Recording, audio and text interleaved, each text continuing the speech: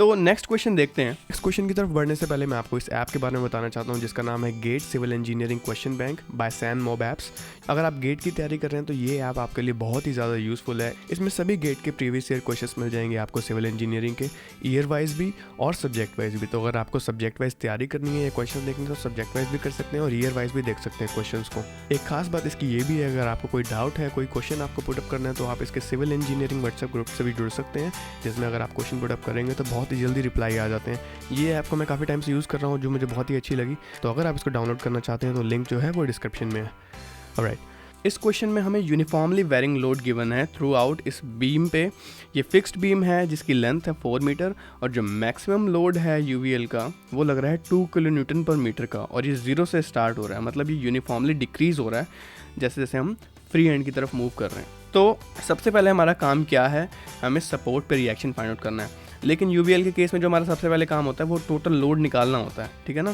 तो total load की value क्या होती है, इस ट्राइंगल का area, that is half into base है 4 मीटर और हाइट कितनी है 2 किलो न्यूटन पर मीटर की, इंटू 2, तो 2 से 2 कैंसिल हो गया तो आ जाएगा 4 किलो न्यूटन। तो 4 किलो न्यूटन का जो है वो लोड लग रहा है इस बीम पे इस यूवीएल की वजह से। अब वो 4 किलो न्यूटन टोटल लोड लग रहा है तो वो उसका जो रिएक्शन लगेगा वो सपोर्ट पे लगेगा। इसका मतलब अगर बीम का नाम दे दूं मैं ए और बी, तो ए पे जो आर ए रिएक्शन होगा वो 4 किलो न्यूटन का होगा, ठीक है ना, क्योंकि कोई और रिएक्शन तो लग ही नहीं रहा। तो ए ही है जो सारा लोड संभाल रहा है वर्टिकली, उसके बाद कोई और ना रिएक्शन लग रहा है, ना कोई लोड लग रहा है, ना कोई सपोर्ट लग रहा है, ठीक है। तो आर ए की वैल्यू आ गई 4 किलो न्यूटन, ठीक है।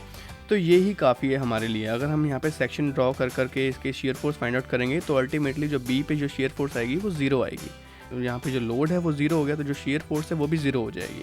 अब जो कर्व है इस यूवीएल का, ये 1 डिग्री का कर्व है, ठीक है ना, क्योंकि ये एक स्ट्रेट लाइन फॉलो कर रहा है। तो जो इसका शेयर फोर्स डायग्राम का कर्व होगा वो 2 डिग्री का होगा। मतलब अगर हम इसको टेक्निकली भी सॉल्व करेंगे ना, या एक्स सेक्शन पे लेके एक्स डिस्टेंस मान के अगर हम तब भी सॉल्व करेंगे तो जो वैल्यू आएगी वो कुछ ऐसे आएगी WX² समथिंग लाइक दैट।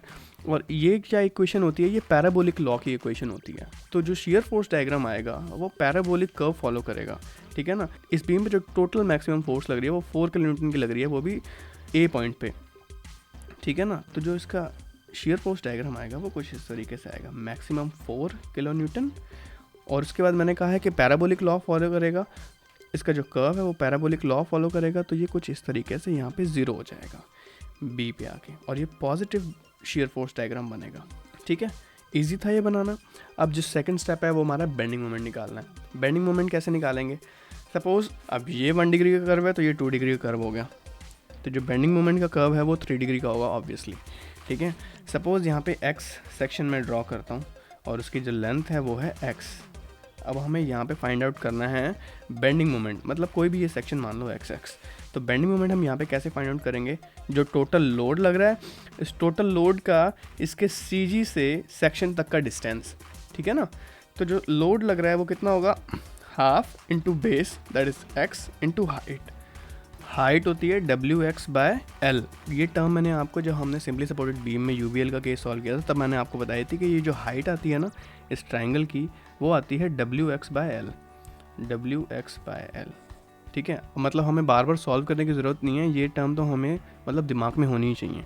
तो half into base into height, तो WX/L, तो ये हो गया हमारा टोटल लोड इस एक्स लेंथ पे।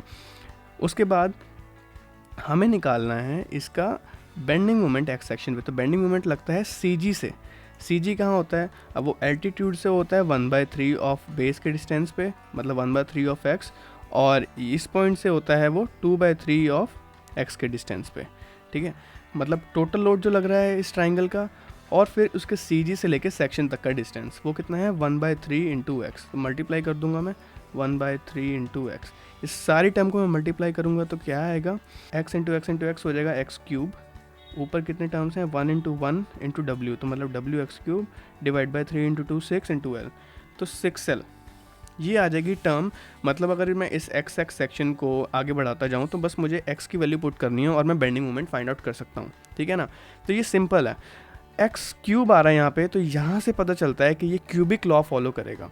अब ये जो इक्वेशन थी ये लोड की इक्वेशन थी। अब इसी को अगर हम सॉल्व करें तो क्या आएगा, W x by L into x divide by two, ये आ जाएगा W x square by 2l। अब यहाँ पे एक्स स्क्वायर आ रहा है तो इस साफ पता चल रहा है 2 डिग्री की इक्वेशन है, तो टेक्निकली भी हमें पता चल गया कि 2 डिग्री की इक्वेशन है और यहाँ पे हमने पैराबोलिक कर्व ही फॉलो किया है। उसके बाद जब बेंडिंग मोमेंट निकाला है तो वैल्यू आ रही है W x cube by 6l, ये इक्वेशन आ रही है इसकी, तो मतलब क्यूबिक लॉ फॉलो करेगा या क्यूबिक कर्व फॉलो करेगा जब उसका बेंडिंग मोमेंट डायग्राम हम ड्रॉ करेंगे। तो बेंडिंग मोमेंट निकालते हैं। अब कौन से पॉइंट्स हैं हमारे पास, एक है ए, एक है बी। बी पे तो हमें ऑलरेडी पता है कि जो बेंडिंग मोमेंट है वो 0 होगा, तो ए पे बेंडिंग मोमेंट देखते हैं कि वैल्यूज़ क्या होगी उसकी। अब ए से बी का जो डिस्टेंस है वो कितना है, 4 मीटर का, मतलब हमें यहाँ पे सिर्फ 4 की वैल्यू पुट करनी है और हमें बेंडिंग मोमेंट पता चल जाएगा।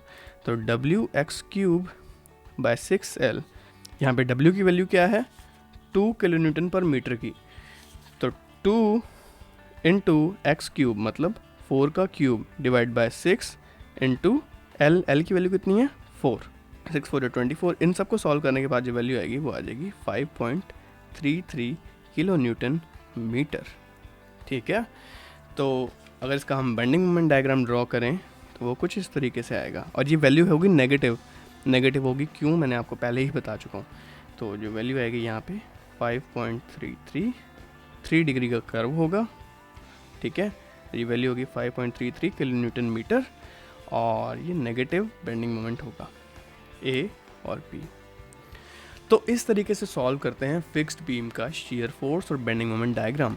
बहुत इजी था। अगर आपको सीरियसली नहीं समझ आया तो प्लीज़ मुझे ईमेल करिए, मुझे कमेंट्स में पूछिए, मैं आपको ज़रूर रिप्लाई करने की कोशिश करूँगा। नेक्स्ट हम स्टार्ट करेंगे ओवर हैंगिंग बीम को एनालाइज करना और उसके बाद मैं आपसे पोल्स में भी पूछता रहता हूँ कि हमें कौन से चैप्टर या कौन से टॉपिक्स उठाने चाहिए। आप मुझे उनमें भी बताते रहिए, मुझे कमेंट्स में भी बताते रहिए, तो मैं नेक्स्ट जो टॉपिक होगा मैं वही उठा लूँगा। तब तक के लिए आप लोग पढ़ते रहिए, सीखते रहिए, अपने गेट IAS JEE की तैयारी चालू रखिए। प्लीज़ पेट्रियन लिंक देख लीजिएगा एक बारी और मुझे आपकी मदद की बहुत बहुत बहुत ज़रूरत है। मिलते हैं नेक्स्ट लेक्चर में।